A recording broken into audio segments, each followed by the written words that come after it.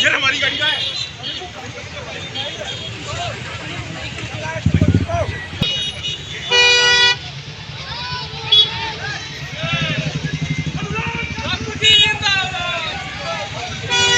नरेंद्र मोदी जिंदाबाद जिंदाबाद जिंदाबाद।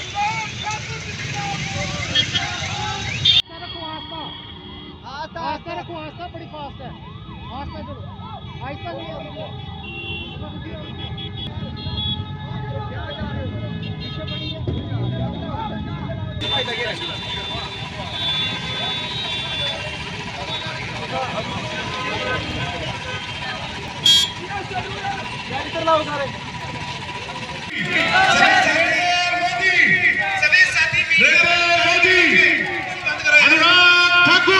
जनता पार्टी जिंदाबाद, भारतीय जनता पार्टी जिंदाबाद, नरेंद्र मोदी जिंदाबाद, नरेंद्र मोदी जिंदाबाद, नरेंद्र मोदी जिंदाबाद, भारत माता के जिंदाबाद, नरेंद्र मोदी जिंदाबाद, भारतीय जनता पार्टी जिंदाबाद, भारतीय जनता पार्टी जिंदाबाद।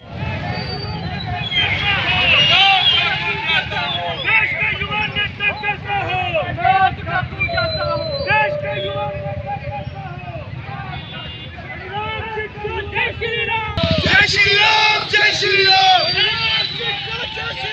जय श्री राम। पहले तो मैं कहूँगा कि हमारे यहाँ से लोकप्रिय प्रत्याशी डॉक्टर जितेंद्र सिंह जी ने बहुत अहम भूमिका मोदी सरकार में निभाई। यहाँ की जनता ने रिकॉर्ड मतों से उनको जीतकर भिजवाया। मोदी जी ने उनको बहुत मान सम्मान अपने मंत्रिमंडल में दिया है, अहम भूमिका, अहम मंत्री पद। और साथ ही साथ जो जम्मू कश्मीर के विकास के लिए मोदी सरकार ने योजनाएं दी हैं, आज दिख रहा है कि जम्मू कश्मीर कैसे विकास कर रहा है। और जहां तक आपने AFSPA की बात कही, मैं यही कहूंगा, एक समय था जब आतंकवाद के कारण, अलगाववाद के कारण जम्मू कश्मीर में 45,000 से ज़्यादा लोगों की जानें गई। उसके लिए आतंकवाद भी, अलगाववाद, ये दोनों, और धारा 370-35 से कई कारण रहे कि आज़ादी के बाद कांग्रेस ने एक और से जो स्वर्ग कहा जाता था जम्मू कश्मीर, उसको आतंकवादियों का गढ़ बना दिया था, पथरावबाजों की धरती बना दी थी और कहीं ना कहीं जम्मू कश्मीर के विकास पर रोक लगा दी थी और हत्याएं दिन प्रतिदिन बढ़ती थी। लेकिन 2014 के बाद जम्मू कश्मीर ने बदलाव देखा। अनुच्छेद 370-35 को सदा सदा के लिए ख़त्म कर दिया गया और जम्मू कश्मीर में सदा सदा के लिए विकास, समृद्धि, खुशहाली, इसका आना हो गया। यहाँ पर पर्यटकों की संख्या 2 करोड़ पार कर गई, जो अपने आप में रिकॉर्ड है। यहाँ पर निवेश रिकॉर्ड आ रहा है। यहाँ पर टूरिस्ट की संख्या के कारण रोजगार स्वरोजगार के अवसर मिल रहे हैं। जहाँ शॉल बिकती है, कारपेट बिकता है, वॉलनट का फर्नीचर बिकता है, वहीं पर यहाँ के फूलों से लेके अन्य प्रोडक्ट की बिक्री, यानी कि रोजगार स्वरोजगार के अनेक अवसर मिले हैं। आपने जो कहा कि अफस्पा क्यों हटाया जाए, मैं कहूँगा अफस्पा तब था जब आतंकवादी घटनाएं ज़्यादा थी, जहां पर सुरक्षा बलों को संरक्षण भी चाहिए था, वो मुकदमे लड़ने की बजाय मिलिटेंट से लड़ते हैं, इसलिए अफस्पा था। अगर मिलिटेंट्स को ही ख़त्म कर दिया जाए, मिलिटेंसी को ख़त्म कर दिया जाए, तो अफस्पा को भी ख़त्म किया जा सकता है, वो किया जा सकता है। इसलिए अमित शाह जी ने बिल्कुल ठीक कहा कि मोदी जी के नेतृत्व में जो जम्मू कश्मीर में खुशहाली आई है, जो सुरक्षित अपने आप को महसूस करते हैं, आने वाले समय में जम्मू कश्मीर की पुलिस ही यहाँ पर सुरक्षा दे और यहाँ पर अफस्पा भी ना हो, उस दिशा में हम लोग आगे बढ़ सकते हैं। सर, कंगना जी के खिलाफ एक विवादित टिप्पणी जो है कांग्रेस ने की है, क्या कहेंगे इसके बारे में? कांग्रेस की सोच महिला विरोधी है। उन्होंने 60 साल राज किया लेकिन महिलाओं के लिए कुछ नहीं किया। लेकिन गरीब माँ का बेटा नरेंद्र मोदी जी जब देश के प्रधानमंत्री बने तो नारी शक्ति के सम्मान में जहां 1 और 4 करोड़ पक्के मकान दिए, 12 करोड़ शौचालय महिलाओं को इज्जत घर बनाकर दिए, 13 करोड़ बहनों को घरों में नल से जल दिया, वहीं पर 60 करोड़ बहनों को 60 करोड़ बहनों को और भाइयों को मुफ्त में इलाज आयुष्मान भारत में दिया, 80 करोड़ लोगों को मुफ्त में अनाज दिया, वहीं पर 10 करोड़ बहनों को रसोई गैस का सिलेंडर देकर उनको रोजमर्रा की जिंदगी में बहुत सुविधाएं दी हैं। तो 33% आरक्षण विधानसभा से लेकर लोकसभा में नारी शक्ति बंधन बिल से दिया है।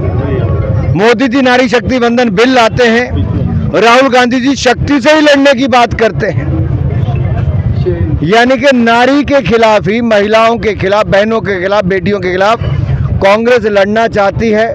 और ये राहुल गांधी जी ने, अब उनकी प्रवक्ता भी कहती हैं, जिस तरह की अभद्र टिप्पणी उन्होंने हिमाचल प्रदेश से मंडी की प्रत्याशी के खिलाफ की है, वो अशोभनीय है, दुर्भाग्यपूर्ण है, और इसलिए उनको माफ़ी भी मांगनी चाहिए।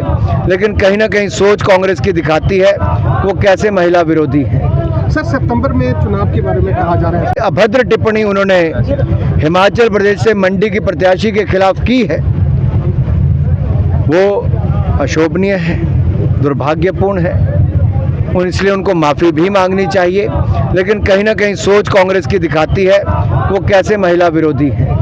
सर, सितंबर में चुनाव के बारे में कहा जा रहा है असेंबली में, क्या लगता है हालात ठीक है, जम्मू कश्मीर में चुनाव हो सकते हैं? निश्चित तौर पर जब इलेक्शन कमीशन ने कहा है वो हालात का जायजा भी लेंगे और एक बार जो हमें डेडलाइन भी है चुनाव कराने की, उस दृष्टि से चुनाव भी करवाएंगे। सर, इस बार अनुराग जी कश्मीर में कमल खिलने की बात हुई, तो आप कितने कॉन्फिडेंट हैं कि इस बार कश्मीर में भी कमल खिलेगा? जम्मू कश्मीर में और विशेष तौर पर अगर कश्मीर घाटी की मैं बात करूं तो वहां के लोगों ने देखा कि क्या विकास होता है।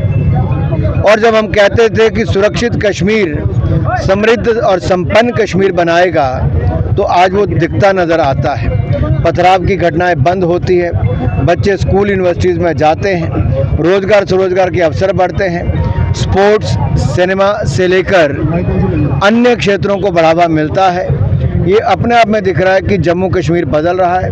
विशेष तौर पर कश्मीर में जब लोग विकास देखते हैं, बढ़ते हुए आय के साधन देखते हैं, बढ़ते हुए टूरिस्ट देखते हैं, तो उनको पता चला कि कांग्रेस ने 70 साल उनसे क्या छीना है और मोदी ने 10 साल में कैसे जीवन को बदला है, कैसे खुशहाली लाए। अनुराग जी, महबूबा मुफ्ती ने ये कहा है कि जो सेपरेटिस्ट हैं उनके फैमिलीज को हरास किया जा रहा है, प्रोपेगेंडा बनाया जा रहा है। जो 3 परिवार अपने परिवार की राजनीति करने के लिए जम्मू कश्मीर के लोगों का दोहन करते रहे, यहाँ की बड़ी बड़ी ज़मीनों पर कब्जा करते रहे, वर्षों सत्ता में रहकर जम्मू कश्मीर में भ्रष्टाचार करते रहे, बैंकों से सैकड़ों करोड़ लूट कर ले गए, आज उनको जब लगता है कि लोग अलगाववाद को छोड़कर राष्ट्रवाद के रास्ते पर आ रहे हैं, आतंकवादियों से दूर रहकर भारत को सुरक्षित बनाने के लिए डेमोक्रेसी का हिस्सा बनना चाहते हैं, तो पीड़ा तो ऐसे लोगों को, ऐसे परिवार वालों को होगी ही, क्योंकि परिवारवाद पर प्रहार हो रहा है और लोकतंत्र को लोग मानने के लिए और आगे आ रहे हैं।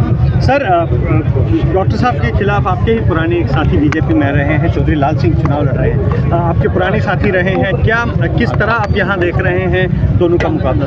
देखिए, बहुत अंतर है। डॉक्टर जितेंद्र सिंह एक ऐसे शख्सियत हैं जिन्होंने ईमानदारी के साथ अपना जीवन जिया और हमारे यहाँ के लोकप्रिय सांसद 1 नहीं 2 बार रहे, और पहले दिन से मोदी सरकार में बहुत महत्वपूर्ण मंत्रालय उनको दिए गए। एक मान सम्मान जो जम्मू कश्मीर को मोदी जी ने दिया है, वो रेलवे लाइन से लेके एम्स अस्पताल से लेके अन्य शिक्षण संस्थान हो, हजारों करोड़ की सड़कें हो, रेलवे लाइन से लेके बाकी सुविधाएं हो, वो तो दिया ही। लेकिन पीएमओ में मंत्री पद डॉक्टर जितेंद्र सिंह जी को देना जम्मू कश्मीर को बहुत मान सम्मान की बात थी। और मैं ये कहूँगा, लड़ाई किससे है? जिसके ऊपर भ्रष्टाचार के मुकदमे हैं, जो जेल से बेल पर है, जिन्होंने कभी एक कभी दूसरे राजनीतिक दल में गए हों। मैं यही कहूँगा, जनता जानती है आएगा तो मोदी ही, और जब मोदी आएंगे तो जितेंद्र सिंह भी आएंगे।